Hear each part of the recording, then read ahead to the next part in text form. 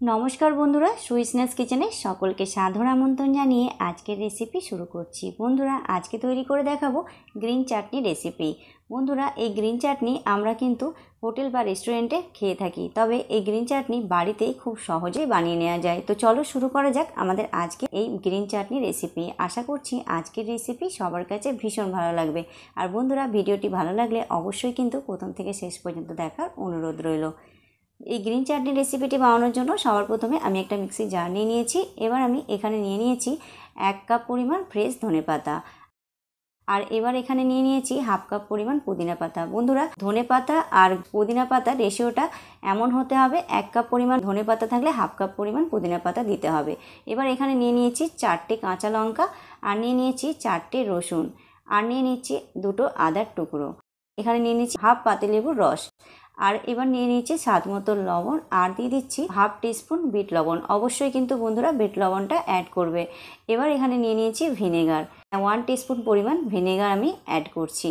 এবার আমি সামান্য পরিমাণ এর মধ্যে জল দিয়ে দিচ্ছি।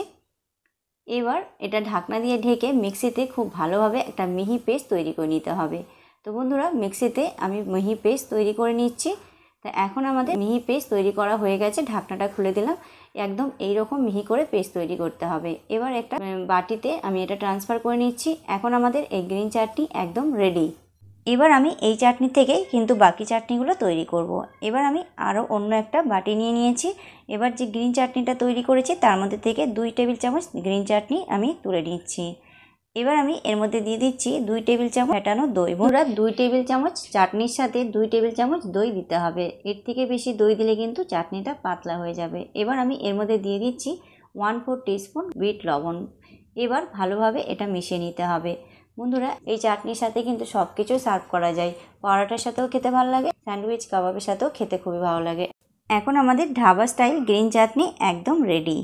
এবার আমি এটা সাইডে রেখে দেবো। এবার নিয়ে নিয়েছি আরও অন্য একটা বাটি। এবার এর মধ্যেও নিয়ে নিচ্ছি একই রকমভাবে 2 টেবিল চামচ গ্রিন চাটনি।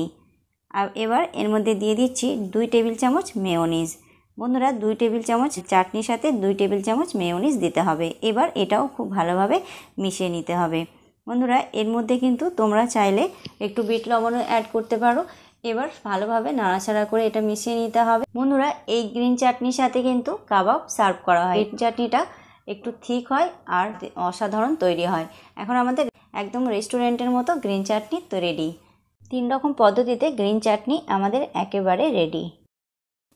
তো বন্ধুরা, খুবই সহজে একদম রেস্টুরেন্ট বা হোটেলের মতো দারুণ স্বাদের গ্রিন চাটনি রেসিপি তৈরি হয়ে গেল। আজকের রেসিপি কেমন লাগলো তোমরা অবশ্যই কমেন্টের মাধ্যমে জানিও। আর রেসিপিটি ভালো লাগলে ভিডিওটি লাইক, কমেন্ট, শেয়ার করে চ্যানেলটি সাবস্ক্রাইব করে পাশে থাকার অনুরোধ রইল। তো আজ এই পর্যন্ত, আজ এখানেই বিদায় নেব। আবারও দেখা হবে আগামী পর্বে নতুন একটা ভিডিও নিয়ে। ততক্ষণ পর্যন্ত তোমরা খুব ভালো থেকো, সুস্থ থেকো। Tata, bye bye.